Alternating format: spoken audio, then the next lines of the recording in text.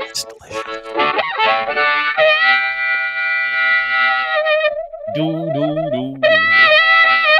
Check 1 2. Hi everybody, nice to see you. I'm Dean. Good to be back. Fun one today. The redux of an interview and some other sloppy topics. Joining me to have a nice little chit chat today on a beautiful Tuesday morning in February as we round into the spring. Please welcome the host of the Charles Adler podcast. Not just a clever name, by the way. Charles Adler, ladies and gentlemen. Nice to see you, Charlie. Charlie. Thank you very much. Did you ever see So I Married an Axe Murderer? You ever see that movie? Charlie. You ever see that? Charlie. Yeah. No? I'll tell you, I just want Canadians who I love and Americans who I love and everyone else who watches and listens to this to know that there are very few guys that I would shave my legs for. This guy right here. I shaved my legs in high school. And Dean Blundell is not one of them. Why does that comfort me for some reason? Really glad I'm not that guy. I'm doing this stuff as shtick because we got a lot of nut jobs out there who are accusing us. What are they accusing us of now? What everything, are we being accused? Everything.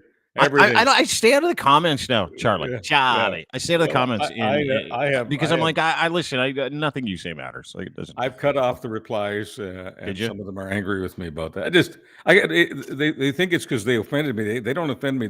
They bore me. You know, it's a big rule in show business. Don't be predictable. And the nut jobs are just predictable. You know, they keep throwing the Trudeau blackface memes at me and calling me a cock and a libtard. You know, all of that stuff. So I'm having a little bit of fun with them, but I've cut off the replies. Attaboy. Yeah, I do that from time to time. Actually, I do it quite a bit. And the reason why is because I don't care. You know, it's funny because a lot of people, when you're on Twitter or you're on social media, you're like, you got blocked replies. You're a baby. What are you running away from? Censorship. I don't care. Like you have to be able to care to have someone's manipulation work. To your point, it's boring. Like, well, you know, none of my followers. Billionth black-faced photo. I'm like, yeah, okay, I get it. You're racist. Like, it doesn't offend you. You use it as a weapon. Replies is a neighborhood that nobody wants to live in. And I'm not just about my replies. I mean, it doesn't matter. I will sometimes, sample the replies that all kinds of people get, and it's always the same. It's like this. There's this template of how to be a stupid replier. And obviously, many of them are bots, but many of them are impersonating the bots. So anyway, that's just that. But I try to have some, in the tweets that I do poke some fun at them. And I've seen this is the thing here. Yeah. Oh, of course you do. You're one of the best at it. Like you're a troller and a poker. A poker. You do. I like to poke. Yeah. Poke, well, so do we. And then and here's the thing. This is the psychology of online social media. Is that you say something and you poke, or you say something someone doesn't like, and you get the formulaic response of like, you don't know what you're talking about, PP for 10 years, like Trudeau blackface, he's a NDAs. Trudeau's Castro's child. Yeah, he's and you're like, yes, I've seen it all. Yes. And so because what happens is when because we run a business, right? Like Prior Media is a business. And you get people that social media bombing in your replies, right? And just let everybody in on some secrets in the online world, where you've got agencies like Canada Proud, or you got agencies like any agency that's trying to kill a narrative, any agency that's trying to get people to change their mind or opinion. There's this thing called reply bombing, right? And to do that effectively, you need thousands of bots and trolls, like thousands, real, fake. Most of them are fake. Like 76% of the interaction you see on Twitter is actually not real. It's inorganic. And I'll explain that later. But, I don't want to go on a big Twitter thing. But my point is this, is that when you shut your replies off, it ends the disinformation conversation. It ends the ability that people have to be able to say, you should feel bad about this, or here's an alternative piece of information you didn't think of that's total bullshit and meant to do nothing but anger everybody else in the actual replies. And because we drive a ton of traffic, 2, 3, 4,000 likes, couple thousand retweets, you get thousands of replies. And that's your chat room, right? That's your your free reject can't figure out 4chan chat room. And so when I watch these guys do it, I'm like, you know what really pisses them off? If you don't give them the opportunity to do it. Yeah. And so for me, that's trolling in itself, is shutting off my replies. And who gives a shit what other people think? I just want to give those agents of misinformation and disinformation a bit of a break. I'm helping you out, guys. You're tired. You must be so tired, so fatigued, calling me a cuck and a commie and an agent of communist China and all the other creative stuff you do.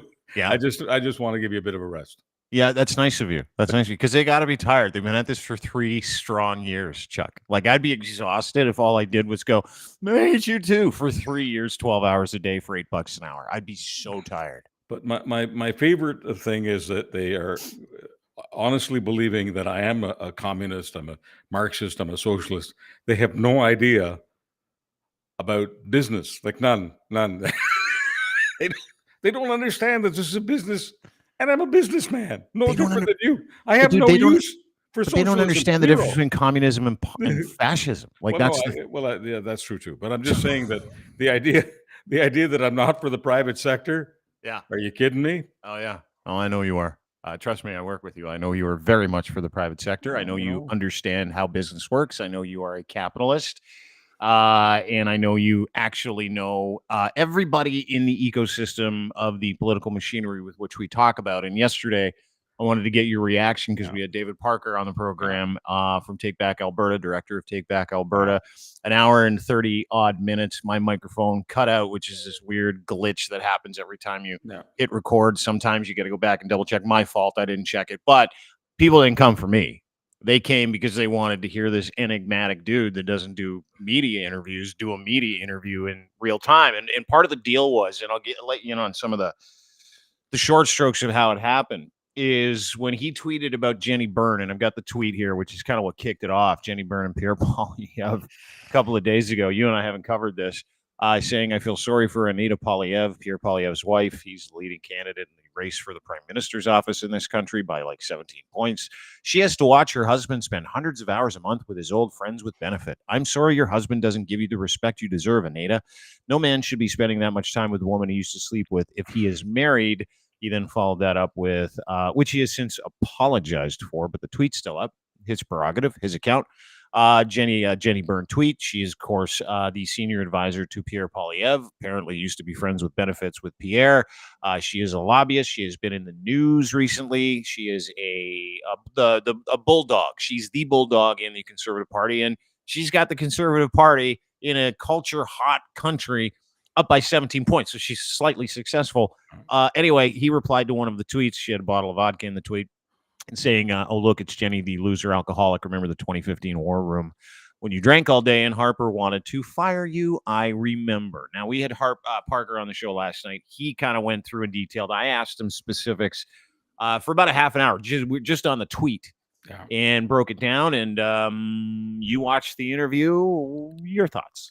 Well, if I'm Jenni Byrne, I got to be very, very happy with that interview, because that interview proved that Jenni Byrne didn't want Parker around and fired him. And Parker said that, he was fired. So it was a clear case of a disgruntled ex-employee. But in the course of Parker's interview, he proved to Jenni Byrne and all other, master strategists like Jenni Byrne, and she's one of the top strategists of all time. And you don't have to take it from me. You can take it from all of the people who invested big money in Jenni Byrne and all of the successful races that she's run. But, David Parker proved last night why Jenni Byrne got rid of him and won't be accessing, his quote, assistance, unquote. And David Parker is absolutely masterful at developing followers in Alberta and elsewhere. But David Parker and Jenni Byrne are on two different planets as far as national strategy is concerned. And Pierre Poilievre is extremely lucky to have Jenni Byrne in his life. I could give a rat's ass, what Pierre Poilievre does in his private life. He doesn't bother me about my private life. I don't bother him about his private life. With me, it's strictly business. It's just business. He knows that. and it's about his public life. So I criticize Pierre Poilievre regularly, and I don't criticize Jenni Byrne because Jenni Byrne is a back roomer. She's a strategist, and rather than criticize her, I'd just as soon tell it like it is, like I always do. Anyone who has Jenni Byrne in their organization, any public person who has Jenni Byrne in their public in their organization, whether it's a major company, because she does lobbying for many companies, so whether it's a major firm or a major political player, Jenni Byrne is an asset. And of course, David Parker knows that, and he proved that in the 1 hour and 55 minutes that he did with you. That was an hour 55. I thought it was an hour and a half. Oh, there you go. I learned something. I didn't know how long I was on with Parker for. For anyone watching it, by the way, because I know people have a relatively low attention span, and for people who are worried that you'd have to watch, over an hour, almost 2 hours, you don't. 30 minutes, you get everything in the first 30 minutes that David Parker has to offer. And I have no doubt that many people watching will absolutely love David Parker and see him as a very, very sincere person who wants to root out corruption, who cares deeply about the truth, and doesn't care what the collateral damage may be, even among people that he personally knows, like Danielle Smith, who may be collaterally damaged. Danielle Smith is another incredibly smart individual. I disagree with some of her politics. That's clear in terms of my public life, but I have nothing but respect for Danielle Smith, the human being. And I got to meet Danielle Smith for the first time many, many years ago, and it was just obvious to me way back in, I guess, 2001. So we're talking about over 20 years ago. It was obvious to me that Danielle Smith was going to go as far as she wanted to go. I had no doubt that she'd become Premier of Alberta, like absolutely zero doubt about that. My only question at the time when I first met her was, would she become the Prime Minister of Canada? Interesting. That kind of makes me perks up a little red flag in my head in terms of why David Parker might be going after Pierre Poilievre and Jenni Byrne. And to your point, yesterday's interview, it'll be a series of interviews with Mr. Parker, and he trusts me for some reason, and we're fairly centrist. We do not lean on any culture. We go after character. I am Canadian first. Everything else is second. I'm a human being, and I think that we approach everything from the perspective of our ideology, right? And so I watched David Parker espouse that, and you're 100% right. Outside the audio issue that I had, you can actually go in the first half hour, 35 minutes, you get all the reasoning behind why David Parker is David Parker and what he's been able to do. And to your point, you need to recognize the difference between two things, right? And I think anytime you talk to anybody, you have to do this. Is we have competing interests. We have very different ideologies. I am an atheist. He definitely is not. He believes there is room for his perspective to be represented in some type of electorate, and that other people have that same sort of religious bent and the same sort of values. So that is what he is promoting and protecting. And that is why you are seeing some of the policies happening the way they're happening in the province of Alberta. And I challenged him on every single one of those. And the interesting part was he is receptive. And I know that reception really counts on the environment. Like you're on a big interview with somebody, and he's, in Alberta, I'm in Toronto. He's got a big audience. He's got a big platform. But I agreed with him on some of those things too, right? And I think through the forest, through the trees, and you can say what you like about what he stands for. You can say what you like about, whether or not this is a personal vendetta, which he admitted it is. A portion of it is a personal vendetta. He's wrapped all of his vendettas up into one package, and this is the result. He wants to drive a result. He wants to get Jenni Byrne out. And so when I think about yesterday's interview, which I didn't, you and I chatted about it briefly last night. I think two things. I think right, people get vilified according to the narrative that's told about them, right? And they never have a chance to say anything, and then they get pushed back into these, cisterns, and they're like, I'm just gonna, and they get angrier, they get more resentful. That wasn't what I wanted with Mr. Parker. I wanted Mr. Parker to be able to explain himself about certain issues. I wanted to hear from him why he is the way he is, and we got that in the first 35 minutes, as you pointed out, right? But the interesting part for me in that interview was, and I pointed this out to you earlier, there were people that commented on this, even though I don't read replies. A couple of them were interesting. The people DM me. They said, The terrifying thing is, I agree with what he's trying to accomplish. Yeah. And what he's trying to accomplish, Chuck, and it, say what you like, but I've been saying this for a long time. First principles is that the political ecosystem and the way the business of politics is conducted in this country is wrong. And we have become apathetic. And we have just decided we're going to allow politicians to continue to abuse the privilege of our vote. I agreed with him on that. Thoughts? Well, one of the problems I had with what he was doing was he also included Anita Polyev on his hit list, and he's convinced that Mr. Polyev's wife has said nasty things about him and has started rumors or. Well, he said she was a political operative. Like, he said she wasn't just his wife who was just, a happy housewife. He said she is a deep state political operative to some extent. Right. But spouses tend to protect other spouses. I have zero doubt that regardless of what kind of innuendos he made about Polyev and Jenni Byrne and all of this stuff, I have absolutely zero doubt that Pierre Polyev looks out for his wife and is protective of his wife. And I have absolutely no doubt that Mrs. Polyev, Anita Polyev, is protective of him. And so when it comes to any animus that Anita has with David Parker, it's because she wants to protect him from him. She doesn't think that David Parker has anything to add, anything to enhance as far as Pierre Polyev's ambitions are concerned and his goals. And it's the same with Jenni Byrne. There's no doubt in my mind that Jenni Byrne is a watchdog and a bulldog and a protector of Pierre Polyev, and she will take down anyone who gets in the way of their common goals. And so David Parker's real problem is there's a moat there. There's a castle, and Mr. Polyev is in the castle, and Jenni and Anita, Jenni Byrne and Anita Polyev are guarding that moat and preventing David Parker and others from coming in. And so, he can talk about trying to clean up politics and all the rest of it.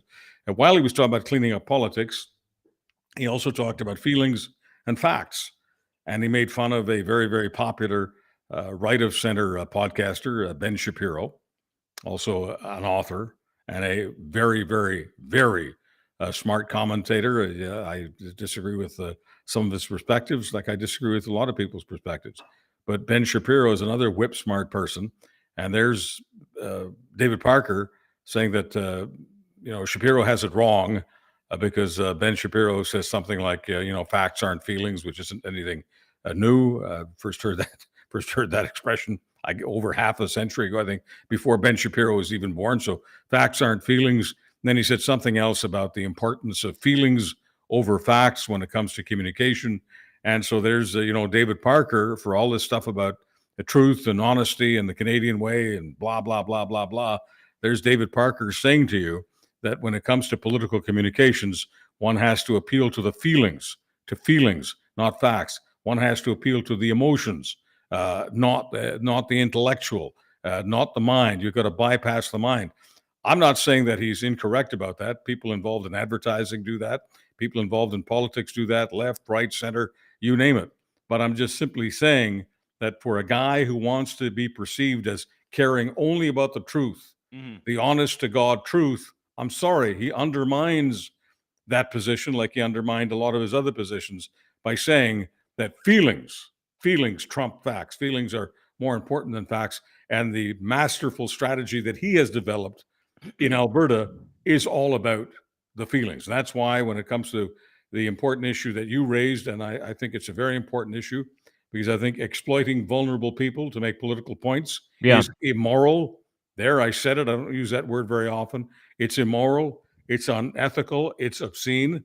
And I think the trans policy that David Parker and others are promulgating, using Danielle Smith as their particular vehicle to do this, because I don't think that Danielle Smith's position on trans people is her genuine position. I think the position she put out there years ago in the legislature is her genuine position. It's a libertarian position. It is not a social conservative position. But anyway, she's in bed now with the social conservatives politically, and David Parker is useful to her. But when David Parker talks about honesty and no corruption and all that wonderful stuff, but he goes after trans people, I'm sorry, he crosses the line and once again undermines his position as a truth teller. Yeah, yesterday during the interview, I think it was like maybe the halfway point, 3/4 point. I told him my position on Abrahamic faith people being in politics. I believe that if you are a religious zealot, if you've dedicated your entire life to religion, and this is just my perspective, and that was the pleasure of being able to have a conversation with someone with diametrically opposed positions, right? Is that I said, hey, listen, I don't think people born again Christians, Muslim extremists, any extremists in any Abrahamic faith or any religion should be allowed to be in office. And he's like, oh, so you're going to marginalize that group of people? Like, basically it's, he accused me of marginalizing a small group. And I said, listen, it's interesting you bring that up. Did I engineer the whole thing? Maybe a little bit. I said, what are you doing? Why are you doing this to trans kids? What are you doing to them? And I impressed upon him the young teenage trans boy who took his life a few days ago. His uncle was on the breakdown with Nate Pike, and it was very emotional. Just so everyone knows, this is right in David Parker's backyard. Mm-hmm. This is in Alberta, where he is the architect of the trans policy in Alberta that Danielle Smith's government is executing, and a person died. A person took his life over the weekend, and the father of this person says that the reason this young trans teenager committed suicide was as a result, or at least partially as a result, of the policies being discussed by the David Parkers of the world. And I don't think I heard, I could be wrong, I don't think I heard David Parker take any responsibility for that. I don't think that David Parker said I may have blood on my hands and I may have to self-reflect. I didn't hear those words from the truth-telling David Parker. No, and that might not be his truth, which is the disconcerting part for me, right? When you have these conversations, is that you can usually drill down on someone's intention by having a conversation with him. And his intention was to skirt that portion of it for sure. And it really, really, really bothers me. And we're going to continue that conversation. And, you cannot affect change in any capacity. Like there are a bunch of things going on here with David Parker. And a lot of people that commented yesterday saying that I gave him a pass. No, I'm not going to take him on when it comes to stupid shit that we all know is ridiculous. And I did, where he was blaming Trudeau, actually forgiving him for the lockdowns and mandates. Those were all provincial, reminded him several times, to which he was like, yeah. But you could tell that he was trying to drive a result, right? And that result was not in a compassionate result. And you got receipts of that over and over and over again. So when the purpose of having a conversation with someone like him isn't about, and I want to remind people, it's not about feeding somebody or obstructing somebody or giving you a fight to watch. It's about trying to make incremental change and get information from somebody that you want. That's why we do interviews, right? That's why I do them. And when I agreed to do the David Parker interview, it was for a couple of reasons. One is the guy is legitimately one of the most enigmatic political animals in this country, right? What he's been able to do has been otherworldly. And the things that he espouses are in direct contrast to the values that I hold to be very important. Very, very, very important. Courage, wisdom, temperance, justice. Those are very important. The virtues that I live by are my God. They are. My operating system comes through a series of hard knocks in a life that I've had to go out and kind of figure out, the ability to reason. And where I've landed at is anybody that uses any kind of religious institution to be able to treat other people poorly is the focus of my attention, my professional attention these days. And right now it sits in the world of politics. And character being what it is, you cannot effectively drive change unless you're having a conversation with somebody and you're able to defend your position based on what you know about them. And you don't know anything about that person unless you have a conversation and ask questions. That's why we do preparation. That's why we prep in this business. Is I want to know everything about somebody before I have a conversation where I have the ability to say, hey, listen, you're wrong, and here's why.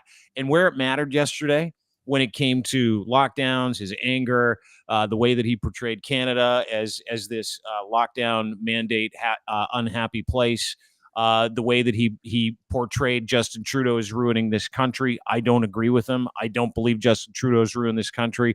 I believe that we live in an extraordinary time where you've got competing interests that have the ability to militarize groups of people into doing things we have never seen before. And I also believe, and I really do believe this, Chuck, and this is why I'm in this. You and I have several conversations about this, and I'm passionate about it. I'm apolitical, but I'm passionate about it. I also do believe we have a responsibility as Canadians to be able to lay things out in ways that make it easy for people to understand the intention of certain people that are bringing this kind of information and environment to your doorstep. That is what yesterday's interview was for me. It was like, hey, listen, you want to know what this guy's about? Everybody's angry at this guy. I disagree with this gentleman strongly, to the point where he said to me yesterday in the interview, I don't follow you on Twitter because you shitpost me. He's right. And I told him I'd do the interview only under the assumption that I got to speak my mind. And I did. And I told him how I felt. And that is never going to stop. But we're not going to sit here and affect any change, or we're not going to progress as people if we're just feeding the algorithm and trying to prove to everybody out there how smart we are on our side. What you can do, though, is you can show people really the intention of individuals in this space by having a conversation and asking strategic questions and letting them do it for you. That is what this business is all about for me. For me, there are people out there who don't want that. They want weapons. I want you to ask this. Like, I got 15 questions from a friend of mine yesterday who's like, yeah, the interview was incredible. It was great.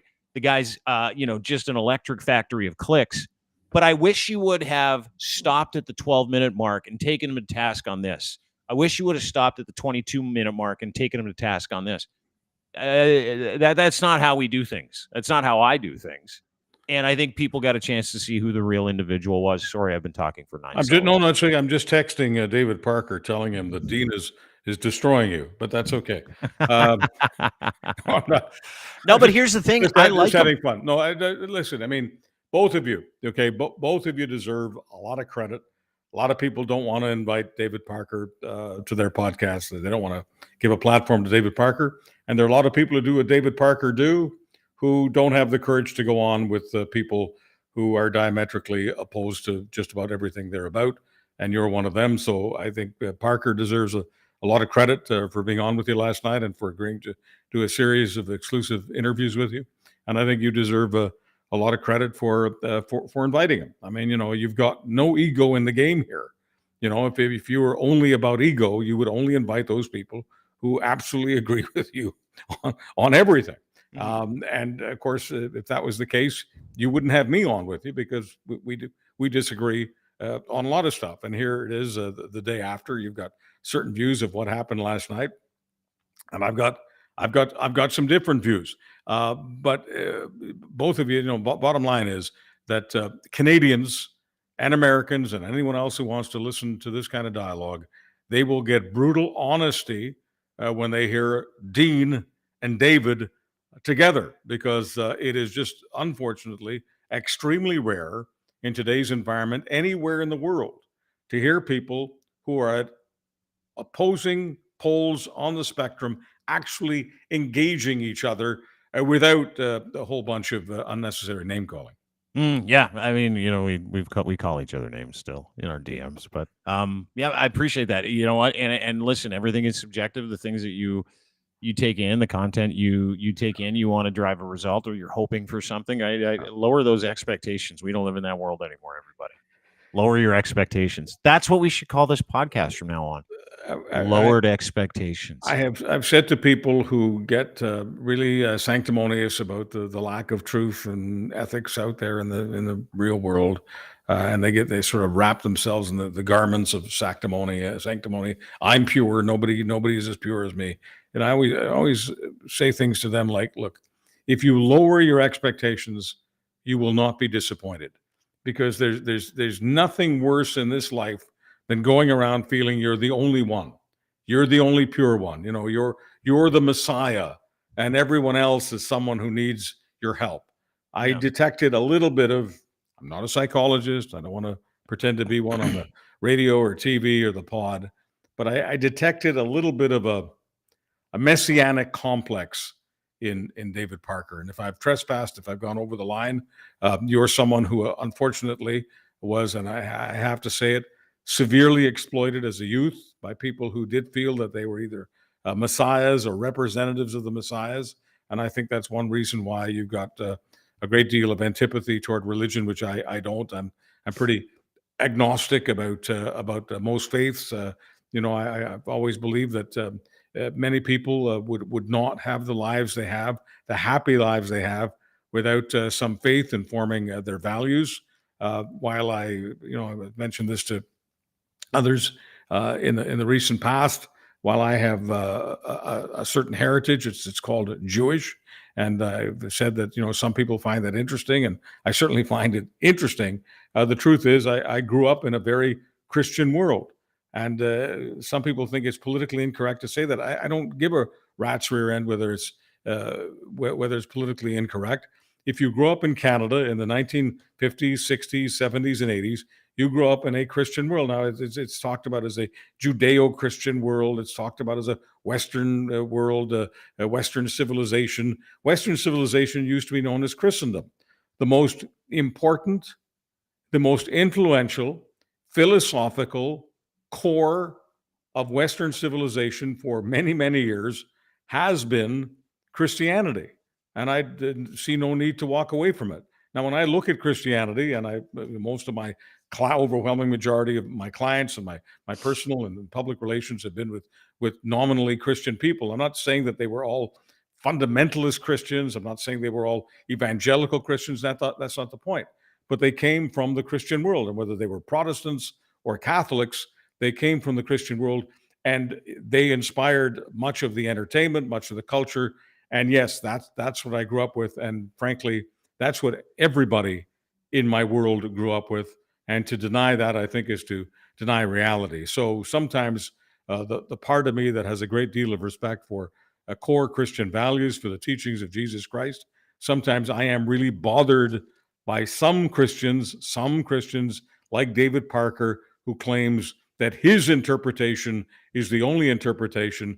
And so he, I think, gives a lot of fodder and a lot of fuel to the fundamentalists, who I think many of whom, when they get involved in politics and they try to make politics a part of their wing of Christianity, I think they do give often Christians a bad name. And I think they also give politics and democracy a bad name. Yeah, any kind of nationalist perspective, whether it's driven from extremism, it doesn't matter how you get to that point. And to your point, I know whenever we talk about religion, you always like to preface what you're going to say with, "I know you disagree with me." I 100% do. Like I really do, and I do because of personal experience, right? Yeah. And there is, at this point, there is no resentment. That's why I'm able to have that conversation with David Parker. I find none of his belief system, like I find this with Christians, Muslims, none of it offends me. Catholics, nobody offends me. What offends me are the extremes of each one of those organizations that misrepresent the whole, and how those communities don't do anything about it. They'll just continue to ride whatever coattails because they have loosely held beliefs that they've adopted from some dude that tells them what to do on a Sunday morning. Personal experiences matter. You've got your personal experiences, and here's my personal experience. In 60 seconds or less, I would not be alive without the generosity of people with core Christian values. Yeah. A Christian man saved my father, smuggled him across the border. That's what saved him from Auschwitz.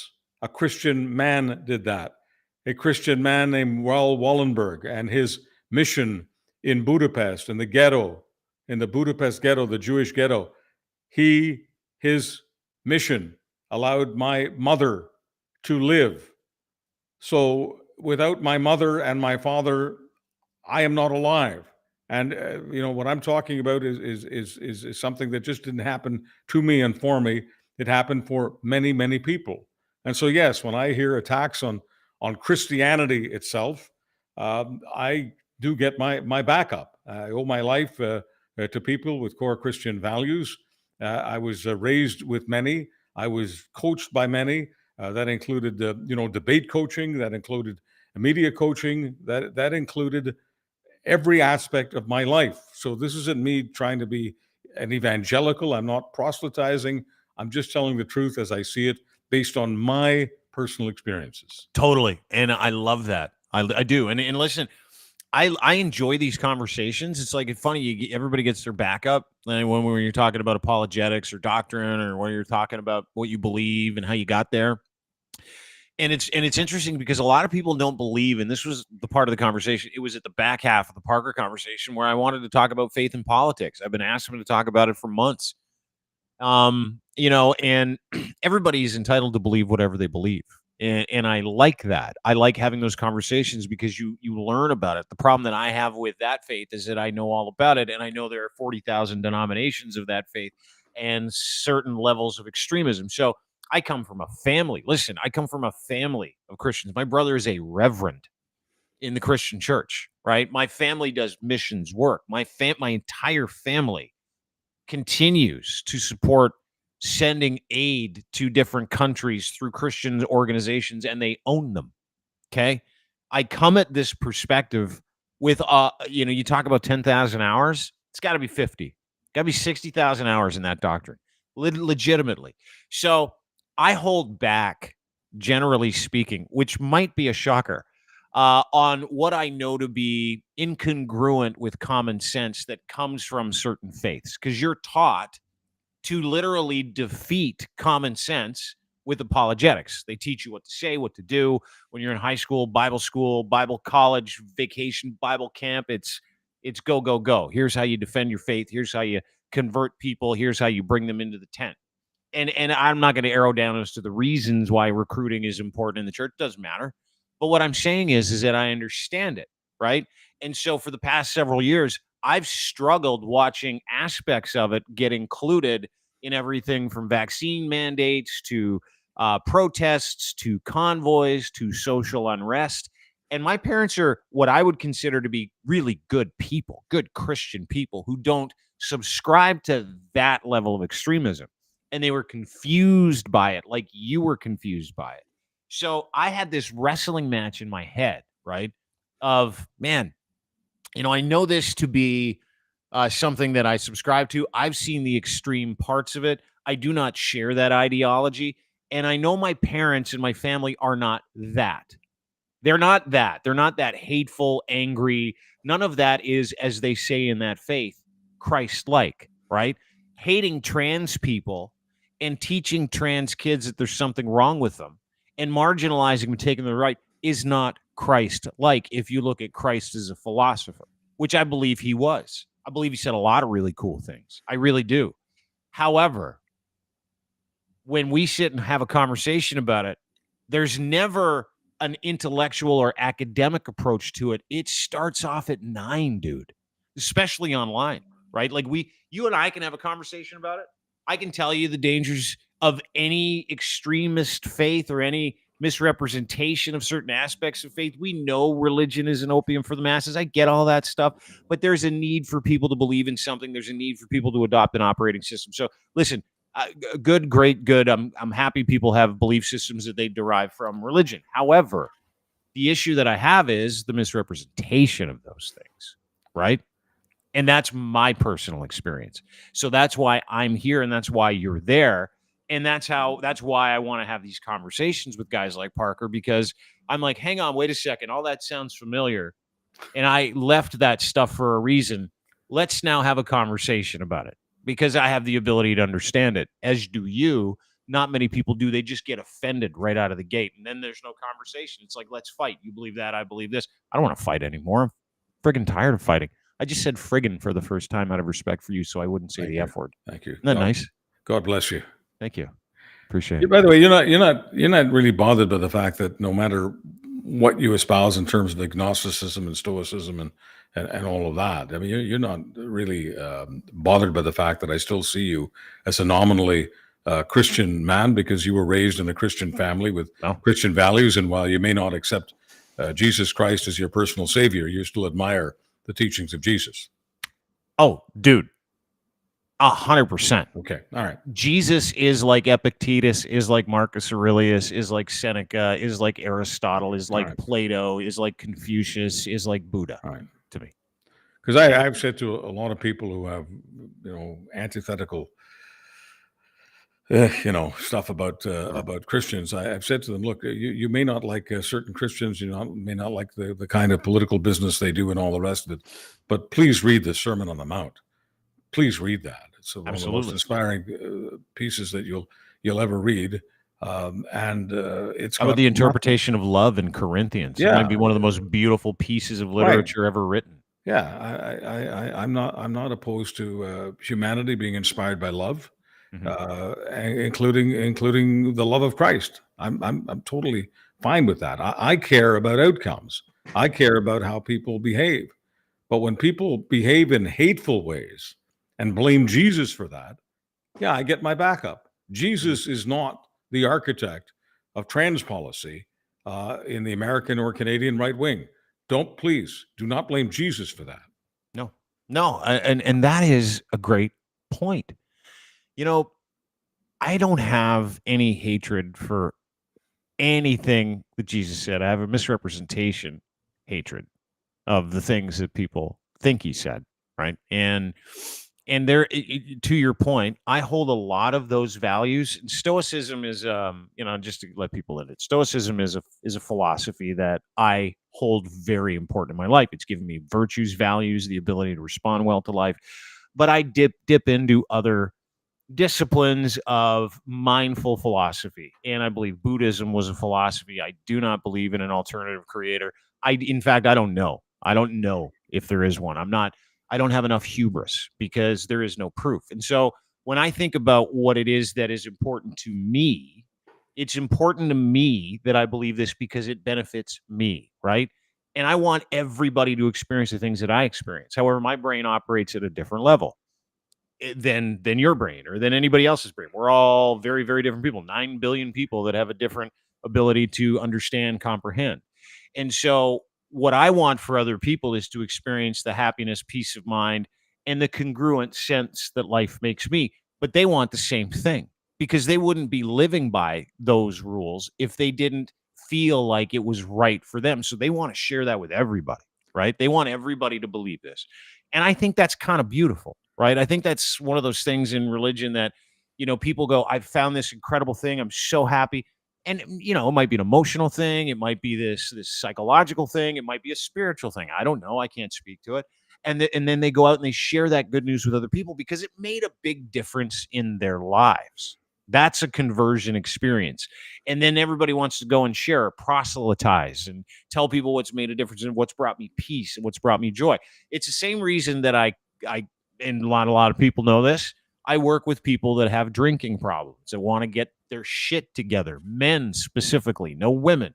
I work with men who are like still childish, still immature.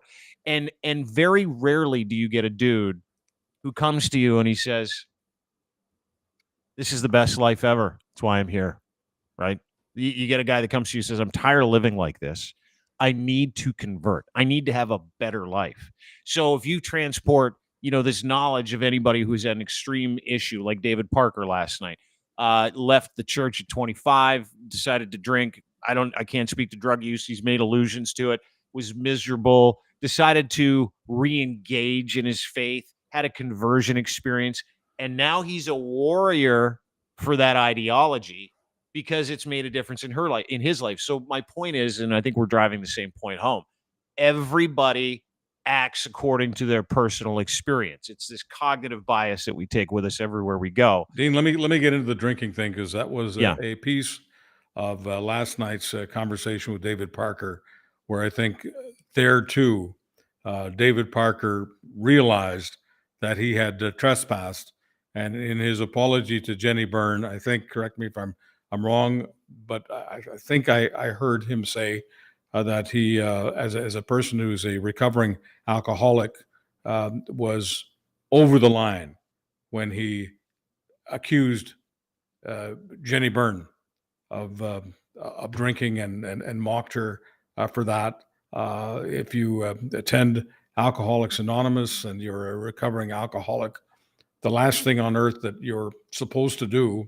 if you're serious about recovery, is make fun of other people for drinking or possibly having a drinking problem. So this isn't me saying that Jenni Byrne has a drinking problem. I don't know that she does, and frankly, it's none of my business. And more to the point, it's none of David Parker's business. And if David Parker is out to expose Jenni Byrne as some kind of person who's not advantaging the Conservative Party, which is one of the most ridiculous propositions I've ever heard, considering where the Conservative Party is today in the polls. How could anyone argue that Jenni Byrne or that any strategist working with Pierre Poilievre is harming the Conservative Party? I think just that's intellectually dishonest. Okay, there, I said it. It's intellectually dishonest that's what she's doing. So he's entitled to his opinion, but I'm entitled to speak about the facts. The fact is, the Poilievre Jenni Byrne team has been extremely successful. So, but this idea of attacking her personally and attacking her for these allegations that he made, especially considering the fact that he is trying to be a recovering alcoholic, I thought that was somewhat inconsistent. Offside. Well, it was inconsistent with what he claims to believe. So he believes he's all about truth and honesty and helping people, and those tweets don't show that. And the other thing is, which I find disingenuous at best, is that he understands how damaging those tweets are, not just to the three people that he went after, which is Mr. and Mrs. Poilievre and Jenni Byrne. Okay, Pierre Poilievre, Anita Poilievre, and Jenni Byrne. He didn't just apologize for going after them, but he did not follow up his apology by deleting the tweets. Now, so I'm just asking you, just as a pure ethical matter here, if you're sincere that you have trespassed, that you have violated values, your own values, and the values of all of your friends and associates, including Danielle Smith, who has asked him not to do the interview, asked him to erase the tweets, asked him to get off Twitter, asked him to get help. So he's very honest about all of his friends who have been really upset with him, disappointed and angry at this behavior. If he is sincerely apologizing, how can he maintain those tweets? I mean, the only reason to keep those tweets up there is to keep attracting people who want to either have fun with those things, develop animus toward those people. But the point is, it's very difficult for me to see him as 100% consistent with the words that he offered Dean Blundell last night when those tweets are still up there. So I just need to, ask you the question: do those tweets that are still online, do they show you that David Parker is having trouble being consistent with his words, or does it say something else? I don't know, man. It's a great question, because to your point, and to backtrack a little bit, you're right. And I every year on my sober date, I write an article. It's like, I've been sober for these many years. Here's what's changed. And one thing I've never done is I've never called somebody else an alcoholic.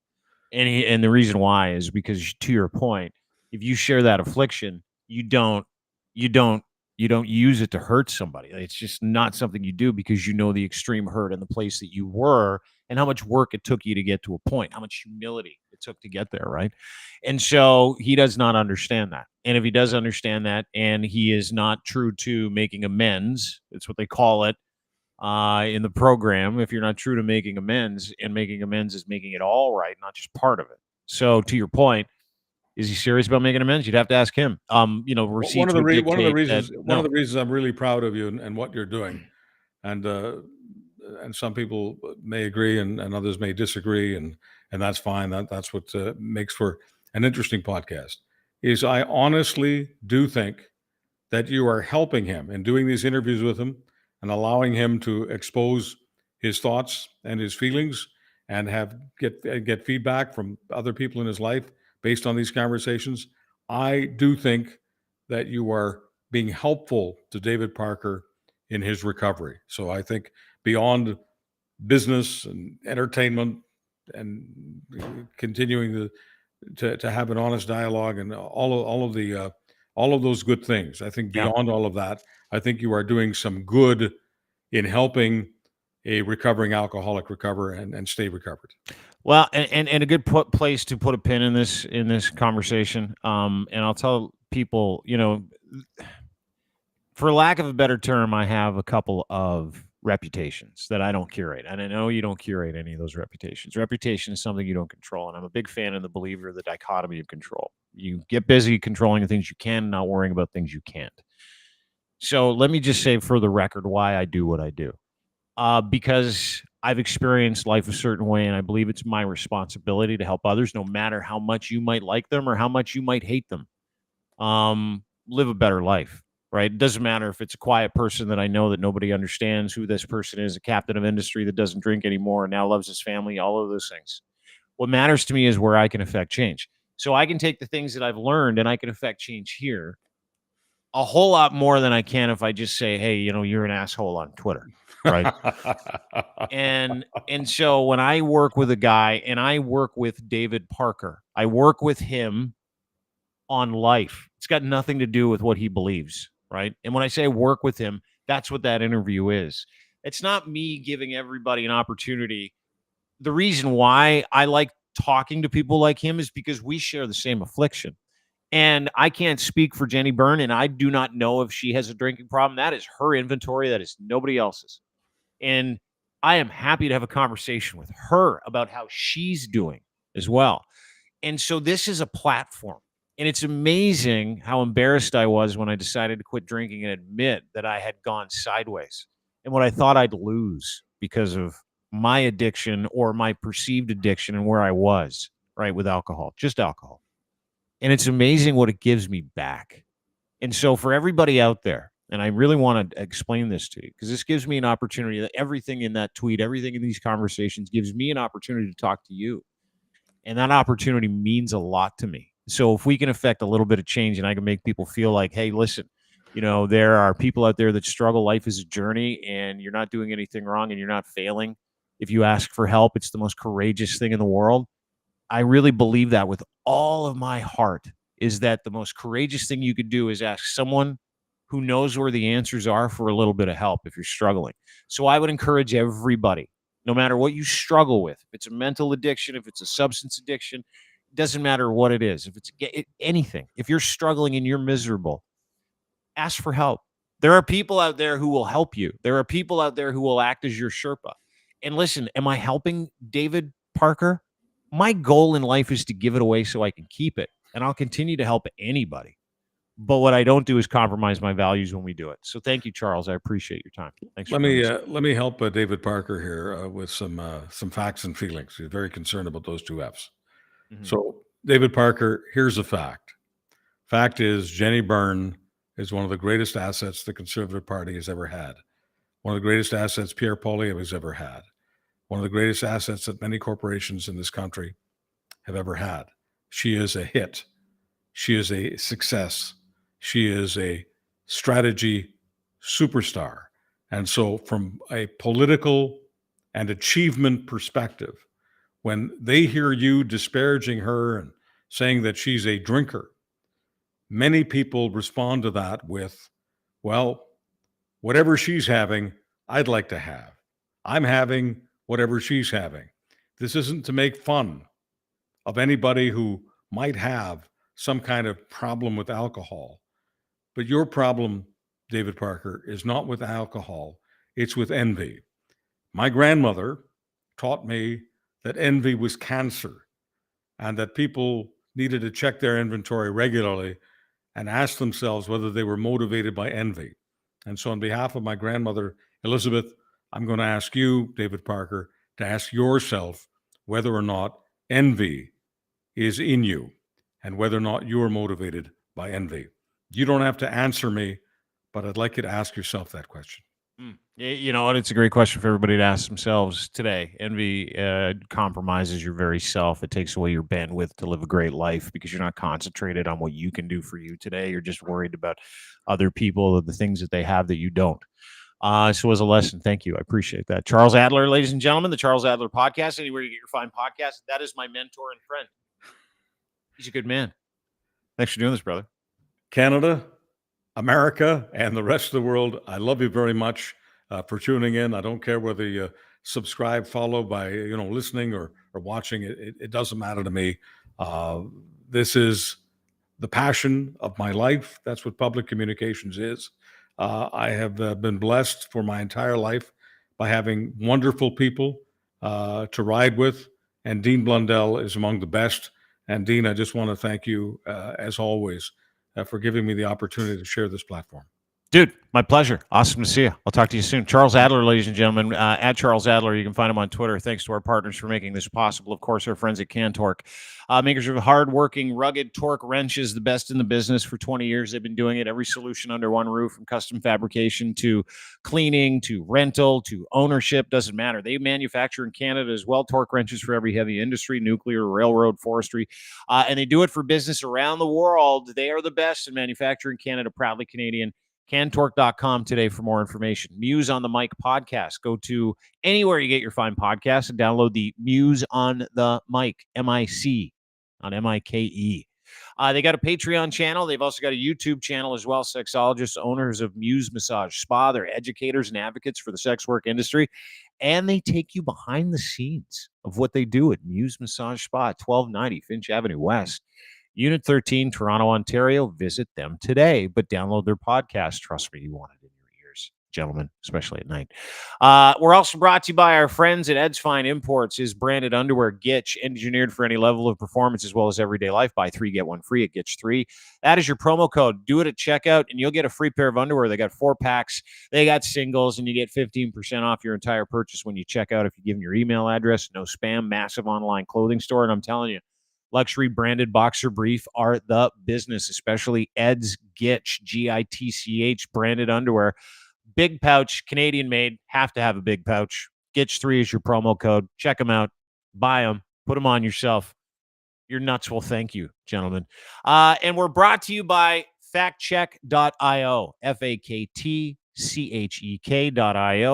No one believes what they read, and for good reason. Disinformation is it. It is the business. It is the thing that has divided society now for the past several years, and it's not going to get any better. So the good people at Fact Check are developing software that is a disinformation and misinformation killer. From pictures to spoken word to video, everything in real time. Fact Check sits above artificial intelligence, and it gives you the full epistemology of what you might be reading on social media, any website, or things that you might see. Check instantly. Find out if you believe. Join their beta testing team today. Go to factcheck.io, FAKTCHEK.io. Join their beta list, and you, my friends, will be on your way to testing the world's finest fact-checking software. I love these people. They're ninjas. Have a great day. Thanks, everybody. See you tomorrow. Bye.